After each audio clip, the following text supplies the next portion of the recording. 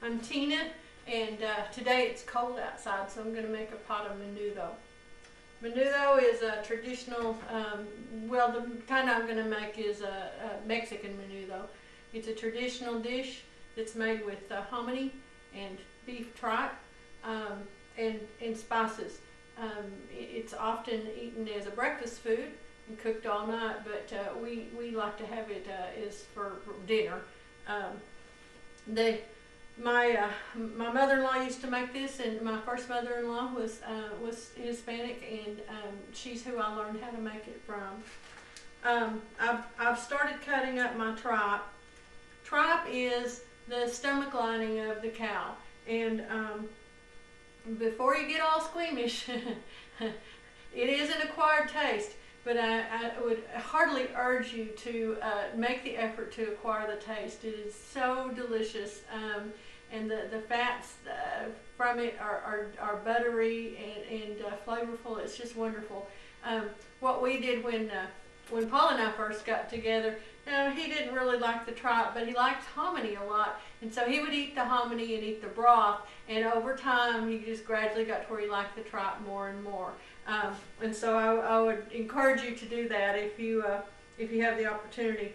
I'm going to make a great big pot of it today because I'm going to can some of it. Now, I've never canned it before, but I have eaten, we can buy commercially canned menudo, and it's pretty good. I add some extra seasonings, some chili powder and some oregano to it after I heat it up from the can, so that kind of brightens up the spices and flavorings again. But it's pretty darn good, so I decided to go ahead and make a big enough batch that I can can some of it. You can tell that we are having inflation when beef tripe, which is basically an offal, used to be thrown away, is $2.29 a pound. It's pretty sad. It looks like fish.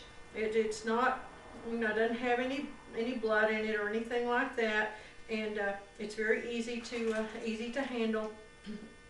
And so if you'll just kind of think of it as just a white fish, I think you'll be fine. You won't have any troubles with it. I like mine cut in small pieces. Sometimes when I get it in restaurants, it'll be cut into too large of pieces. You can also buy it in some grocery stores. You can buy it frozen and already cut. This was fresh when I bought it. I stuck it in the freezer, but there we go. You can see it's kind of got, it's kind of interesting texture. It's got this soft stuff on the outside of it here. There's nothing, that's part of it, and that'll cook down too. So we're gonna, it's pretty easy to cut. It's a lot easier to cut if it's still partially frozen, but I let it thaw a little bit too long, so coming to take a little bit more time. It's like anything else. The first time that I ever had this, I went over to visit the family, and they were making this, and they didn't really know how to say what it was. They called it menudo, and they didn't really know what the English word was for it, so I had the opportunity to eat it without realizing it, and so that's that's a great approach to food. We should be adventurous eaters and enjoy the good things. It's just part of the cow. It's no different than a ribeye steak, realistically. So I'm going to put the tripe on in some water. Now, a lot of people will add pig's feet or knuckle bones to this. I don't particularly like them. I don't like that gelatinous stuff in there, so I've never made it with it. You can throw a couple there in if you want to. Put it in at the same time that you're starting your tripe, and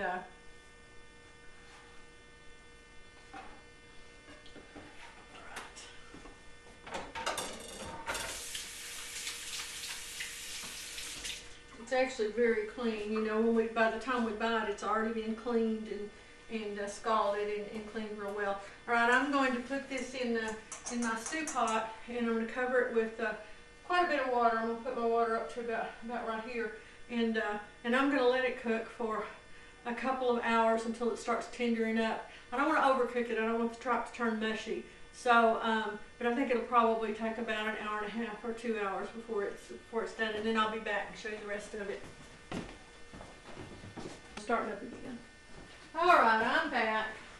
I've just tasted of my my tripe, and like I said, it took just about 2 hours, and it's got nearly there. The texture's still a little bit firm, but it's getting there. I'm going to I'm opening my my hominy. You can use pasoli for this if you want.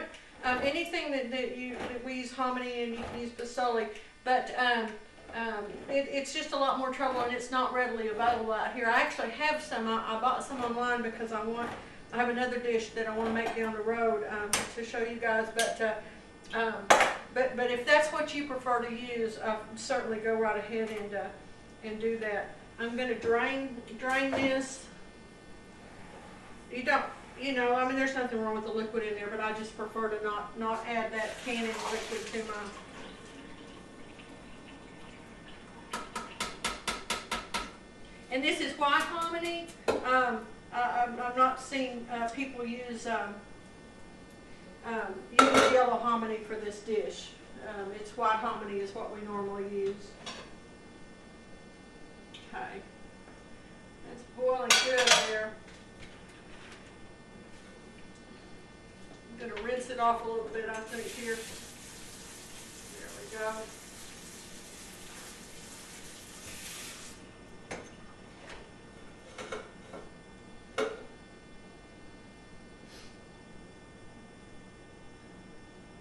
Although this is really good. This is just hominy, water, and salt, so they didn't add a whole lot of stuff to it. That's really good.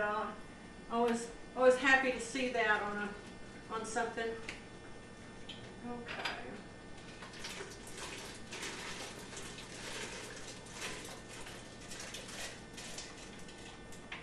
There we go. And, oh yeah, that's perfect. All right. Now I'm going to let that cook for probably about another hour. But I'm going to add some seasonings before we get started on it. I've got chili powder, just plain chili powder, oregano, garlic powder, and a little coriander. You can buy Menudo mix seasoning that's already mixed up, but the little secret ingredient in it is oregano. So you could actually make it with just chili powder and oregano if that's all that you have on hand. That oregano really just knocks it out of the park. It's really good. I'm going to use just a little bit of powdered coriander, not much.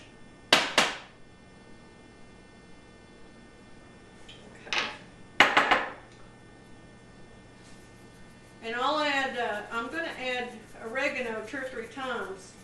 I'm adding some right now. I'm probably using about a teaspoon or 2 here. By the time I finish up, I'll have about a tablespoon of it in there. And about half a teaspoon of garlic powder. And then I'm going to add about 3 tablespoons of chili powder.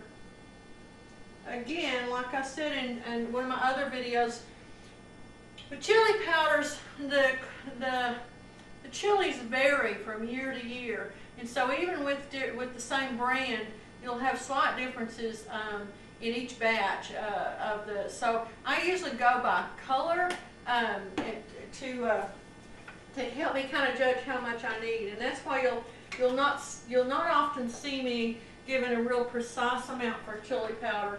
Because you know, some years the chilies are really dark and rich flavored, rich colored, and so they give you a really good color quickly. And other years they're lighter, and so like this one is And I like to buy lots of different brands. I'll try anybody's brand of chili powder. We use lots of different kinds. There we go. So whenever I find a good buying one, I always buy it up because we use a lot of it. All right. Now I'm going to let that cook, and then we'll be back when it's done, and I'll show you how we serve it. See, it's so easy to put together. It doesn't require a lot of effort at all. All right. I'm back, and it's done. I hope you can see that nice color. I'm going to squeeze some fresh lemon juice onto it.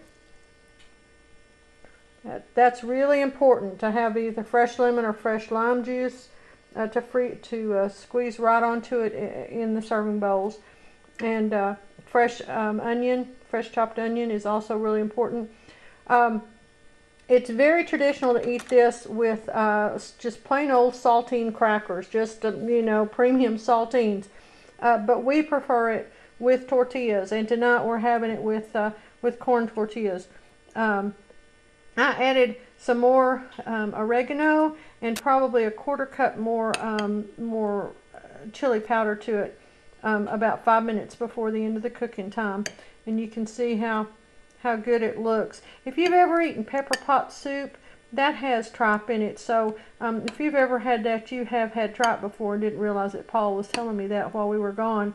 But it's super tasty, very delicious, and I hope that you will enjoy. Good morning. I thought since I had the jars here, I'd give you a last shot. I got 4 quarts of Menudo. We each had a big bowl last night, and there's enough left for us to have each another full bowl. So each of these quarts will contain a nice big bowl full, and it canned up real well. I processed them in my pressure canner for 90 minutes each because of the meat in there, and they processed really nicely, and we listened to them pop last night. I pulled them out of the canner right before we went to bed, and so we laid there and counted the pops until we heard the 4th one, and and went on off to sleep. All right, well, enjoy. Thank you all again. All right, bye.